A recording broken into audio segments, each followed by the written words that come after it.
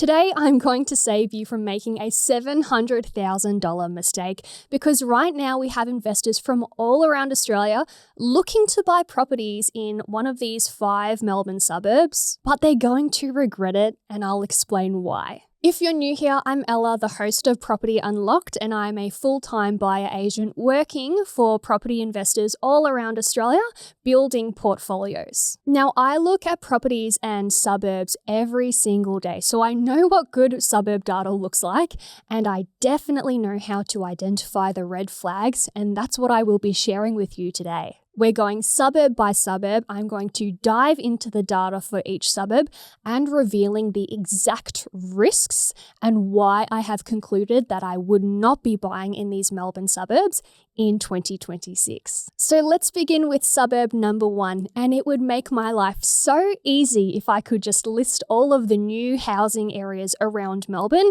I'm thinking Clyde North, Tarneit, Truganina, Mickleham. These are all new housing estates, and historically in Melbourne, they have not had good capital growth, but I'm going to identify the worst of that bunch, and that is Beveridge. So Beveridge is 40 kilometres north of Melbourne CBD, and it's within what they call the Northern Growth Corridor.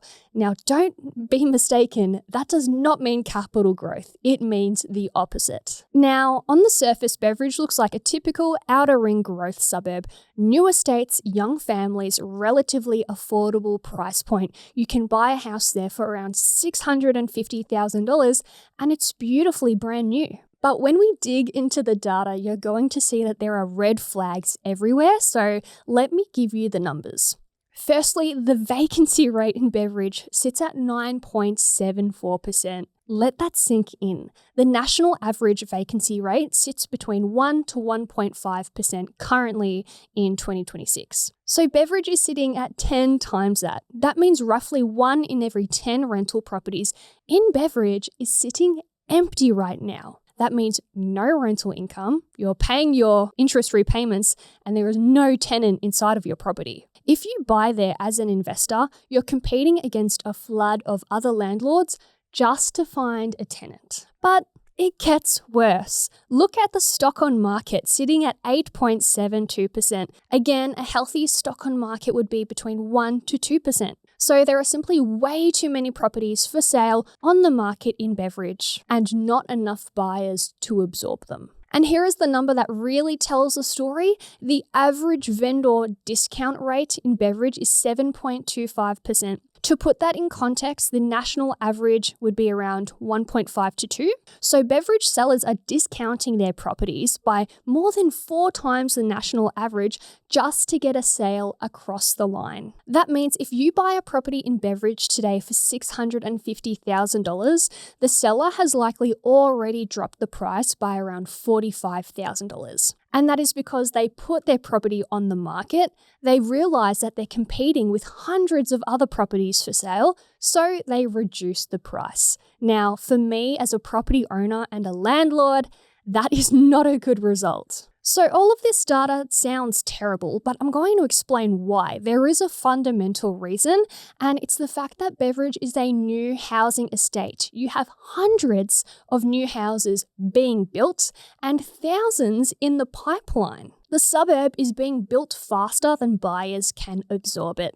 There are too many rentals, too many houses for sale, and not enough owner-occupiers or genuine economic drivers to underpin capital growth within this suburb. So my verdict, buying in Beveridge, it's a hard no. The suburb is a classic oversupply trap, and the data is not hiding it. It's right there in the numbers. Now for suburb 2, we are in my hood of Port Melbourne. And I'm not talking about the housing market, I'm actually talking about the unit market. And this is one of the most seductive traps when you're looking to buy your first property.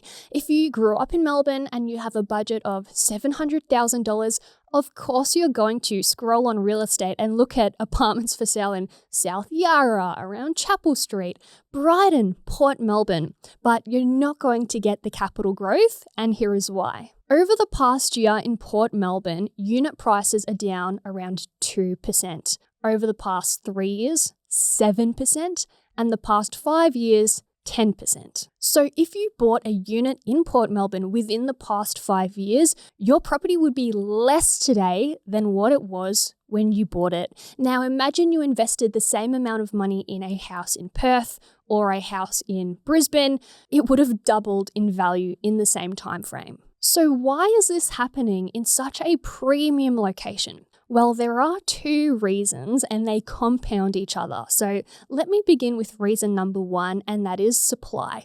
Port Melbourne has over 1,000 building approvals in the pipeline for new units. That's a building approval ratio of 13.5%, which is an extraordinary number. It means that for every 100 units that currently exist in Port Melbourne, another 13 are approved and on their way to the market. So new apartment towers keep getting built in this suburb, and that is because of the lifestyle appeal. But every new tower that goes up dilutes the apartment market in Port Melbourne. Now, the second red flag for the apartment market in Port Melbourne is actually a specific development project by the Victorian government. They are building 408 new units in the Barrack Beacon project. A mix of this will be social housing.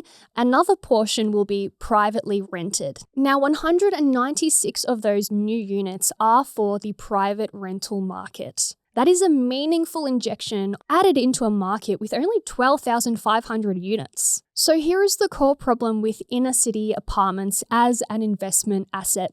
You're buying a depreciating asset with no land component. The building gets older every single year. The Strava levies go up, the special levies come, and every time a developer builds a new tower nearby, your apartment becomes a little less desirable by comparison. And that is because a buyer or a renter will always have a newer apartment to choose from. So my verdict for Port Melbourne units is a hard no.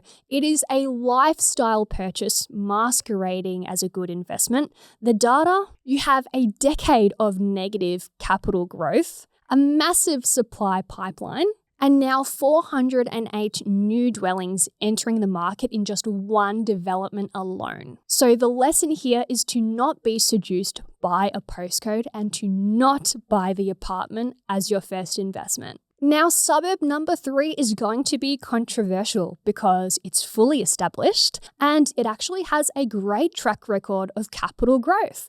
Now, all of these suburbs that I'm mentioning today, I'm not saying that you're not going to get capital growth in any of these suburbs, but they each have their own risk. And that brings me to suburb number 3 being Dandenong South. The suburb is located 30 kilometres southeast of Melbourne CBD and it's fully established, so it doesn't have the oversupply issue that Beveridge has or that the apartments in Port Melbourne have. However, it does have a crime issue. Dandenong South has a crime rate of 50 out of 100. Now, I expect to see that number in a major capital city like Melbourne CBD, not in a residential suburb. And when we break down that number, it becomes more specific. So 57% of recorded crime in Dandenong South is theft, 12% is burglary or breaking in and entering. This means the majority of crime in the suburb is directly targeted at property. Homes, cars, sheds, your garage, the kind of crime that as a landlord,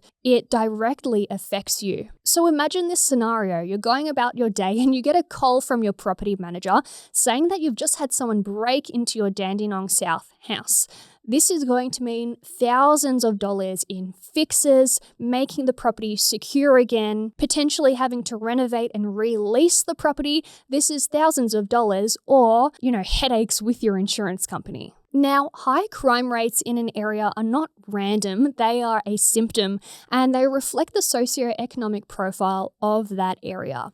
So think about when you go to rent out your property. The tenants available to you are more likely to be from lower socioeconomic backgrounds, and that's not a judgment, it's more of a reflection of the area's demographics. So here is what that means for you as a landlord. You may have a tenant who struggles to pay their rent consistently, you may have a tenant who is in and out of employment, or a tenant who is less likely to maintain the property. So tenants who are frankly not the kind of people who are out mowing the lawn on a Sunday. And this is the reality of owning a property in a lower socioeconomic area with higher crime. And I'm going through this myself. Currently, my property in Townsville, it is definitely in one of the lower socioeconomic areas. My property manager has just advised me to vacate the tenants, give them a 60-day letter to leave the house, and then I'm going to have to do a $30,000 renovation to essentially make the property nice enough for the next tenant. Now, they never missed their rental payments, but they were not looking after the property well enough, and that is why the property manager has given me that advice. So let's be fair here. If you own a property in Dandenong South or you're looking to buy one, it's not going to be a capital growth disaster. You're still going to have very strong equity growth over time. It's a fully established suburb. It has all of your network links. You have all of your amenities and schooling. It is simply a risk-adjusted return. Yes, you're going to get your capital growth, but at what cost? The cost of potentially experiencing property crime and then, paying thousands of dollars to deal with that scenario. Now, suburb number 4, and this is an interesting one because I'm seeing buyer agents and property investors flock to the suburb as they did in 2021, and it's the suburb of Moe, postcode 3825. It's located in the Latrobe Valley, Gippsland region, and about 130 kilometres east of Melbourne CBD. Moe is a different kind of warning because it's not a suburb drowning in supply. The stock on market is actually very low at 0.22%. The vacancy rate is only 1.2%. So on the surface, the supply and the demand metrics actually look really good. And this is why you are seeing buyer agents and investors enter that suburb. But here is the risk. Moe is what I call a sleepy country town with investor-led growth. And here is what I mean. It has a population size of 9,375 people. Its economy has been historically tied to the coal industry in the Latrobe Valley, an industry that is in a structural decline. The median household in the suburb is around $5,200 per month, which is well below the national average. The median age is 46, so this is not a town that's attracting young professionals or young budding families. And the price growth in Moe over the past 5 years is around 62%. This has been driven almost entirely by investors chasing affordability. I mean, you can buy a house there for well under $500,000, and rental yield. It's not driven by genuine economic expansion or population growth, which is what we want to see. So when the investor tide goes out, as it always does at some stage, there is no underlying economic engine to this town holding prices up. That makes it more cyclical. So you could see really rapid capital growth in the short term, as we saw during that COVID era. But the moment the market turns, Moe is going to get hit first, and it's going to get hit the hardest. So the verdict, don't buy an investment property in one of these sleepy regional towns like Moe. If you have that budget of $500,000, take a look at a major regional city, something like Bendigo, Ballarat, even a villa unit in Melbourne. It's really important that wherever you buy has a diverse economy, a growing population, and more job opportunities over time, not less like what we're seeing in Moe. Now, suburb number 5, our last suburb to not buy in. This one is going to offend a few people because I know investors have been flocking here over the past few years. Same with buyer agents, so I believe I'll be ruffling some feathers, but this 5th suburb is Mildura. So postcode of 3500, located in the northwestern Victorian market, about 550 kilometres from Melbourne. So definitely not Melbourne itself, but still Victoria. So this is an interesting case because if you pull up the DSR data, which I know a lot of you guys do, the suburb looks really good. Vacancy rates are tight, stock on market is low, and the online search interest is strong. So investors are still very much active in Mildura. But this is actually what I'm warning you about. So let me give you a real life Mildura example. This property just sold for $500,000, but the seller bought it 5 years ago for 205 grand. That's a massive 143% increase in just 5 years, so more than doubling in 5 years. I don't know about you guys, but I would not feel comfortable buying any asset that's just doubled in 5 years. That's a lot of risk. So when a regional town, not a major capital city or a major regional hub, but a town with around a population of 35,000 people doubles in price, you have to ask, what has driven that growth? Was it a major employer moving in? Was it a population boom? Was it an infrastructure investment? In Mildura's case, the honest answer is it was investors. Investors chasing affordability, chasing yield. Investors who look at DSR data. They saw the tight vacancy rates, they saw the low stock and market, and they bought. And they did well because there was a supply and demand imbalance. But is this the right town or location for your long-term investment? The answer is no, and definitely not if you're entering today. And that is because you are not buying at the beginning of a growth cycle. Instead, you're buying at the near or the peak of an investor-led cycle. The people who have made money in Mildura bought 5 years ago, and if you're buying today, you are their exit liquidity. So buying regionally, where prices have already grown by 20% in the past year, in a town that growth is investor-led rather than driven by economic and population fundamentals, that is enough for me to say no every time. So the verdict for Mildura, it's a no. It has already run its race. The growth was real, but it was investor driven, and the risk of buying there at this point of the cycle is too high. So let's recap those 5 suburbs, 5 very different reasons to say no. Beveridge, you have an oversupply at 9.74% vacancy, 7.25% vendor discounts. It tells you everything you need to know. Sellers are desperate to sell, and there are too many rentals sitting empty. Suburb number 2, we have Port Melbourne, a decade of negative price growth, down 10% over the past 5 years alone, 1,000 building approvals in the pipeline, and 400 new units in the Barrack Beacon development site alone. There are too many dwellings arriving late 2026, so the postcode is a premium, but the returns are not. Suburb number 3, we had Dandenong South, a crime rate of 50 out of 100, 57% theft, 12% breaking in and entering. As a landlord, the risk is not just shown in the data, it's also shown in the phone call from your property manager. Suburb number 4, we have Maui, the investor-led growth in a sleepy regional town. The local economy cannot support the prices that investors have pushed it to, so when sentiment shifts, there will be nothing underneath. And suburb number 5, Mildura in regional Victoria. This market has already doubled in price. The growth was real, but it was driven by investors, not economics. So buying at this time of the cycle is very high risk. So here is what I would like you to take away from today. Good property investment is not about finding a market that ticks every single box.